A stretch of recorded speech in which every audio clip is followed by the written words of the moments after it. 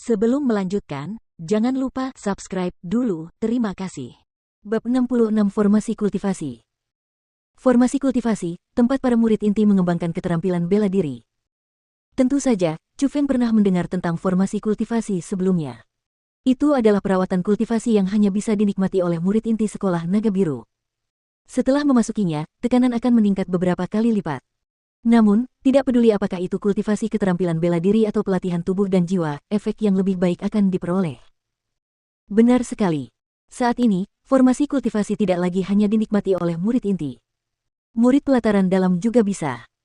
Hari ini, formasi kultivasi resmi dibuka, jadi kami ingin pergi ke gedung keterampilan bela diri untuk memeriksanya dan mengalaminya.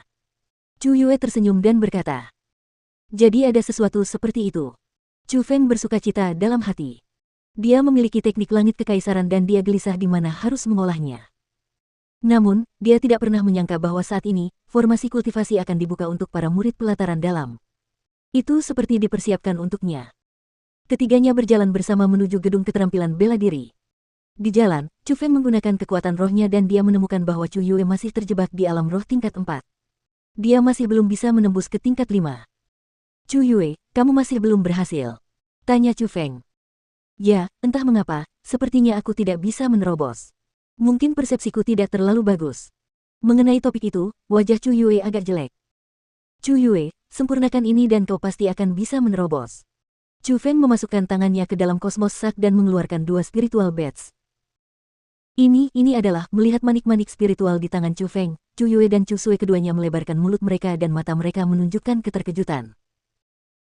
Meskipun mereka baru pertama kali melihatnya, namun dari energi spiritual yang mengalir ke arah mereka, mereka menduga bahwa itu kemungkinan adalah obat berkualitas tinggi, manik spiritual. Ini adalah manik-manik spiritual.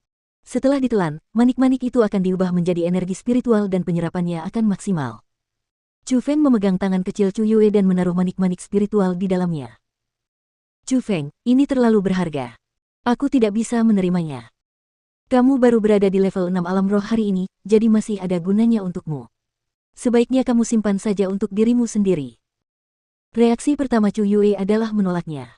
Dia tahu harga spiritual bats. Tentu saja, dia tidak merasa nyaman menerima barang berharga seperti itu, dan itu bahkan 2 manik.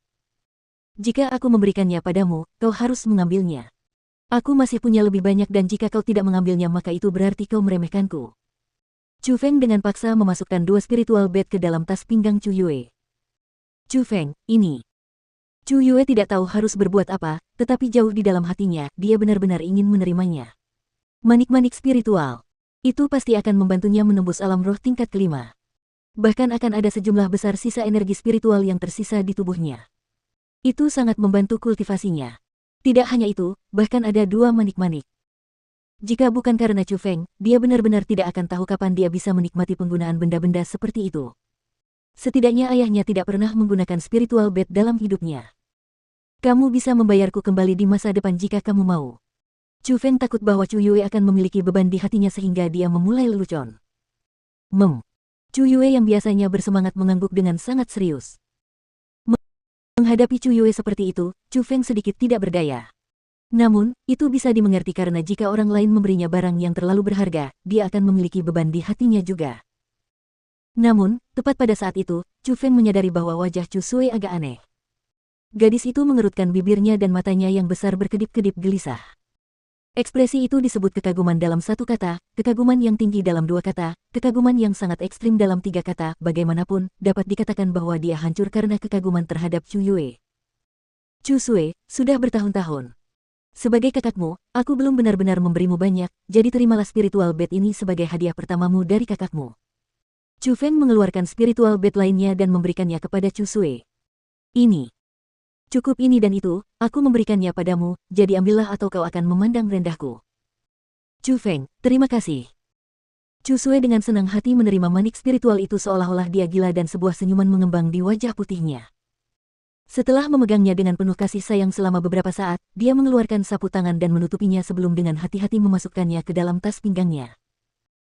Chu Feng, karungmu kelihatannya sangat istimewa. Ya, tepat pada saat itu, Chu Yue tiba-tiba menyadari bahwa benda di pinggang Chu Feng agak istimewa. Ini adalah kosmos sak yang diberikan kepadaku oleh Sumei. Chu Feng terkekeh dan berjalan di depan. Adapun Chu Yue dan Chu Sui, mereka menatap kosong sambil berdiri di tempat mereka berada. Keterkejutan terpancar di wajah mereka, dan melihat pemuda di depan mereka, mereka mulai merasakan hal yang sama.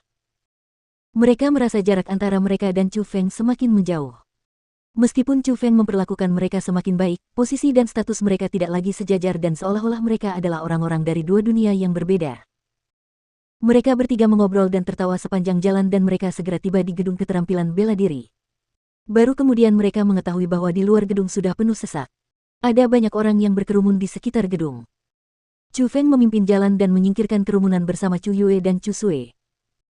Hal itu menimbulkan banyak gerutuan, tetapi ketika mereka berbalik dan melihat lencana Wings Lions di dada Chu Feng, tidak seorang pun berani mengatakan sepatah kata pun keluhan dan mereka bahkan mengambil inisiatif untuk memberi jalan bagi Chu Feng.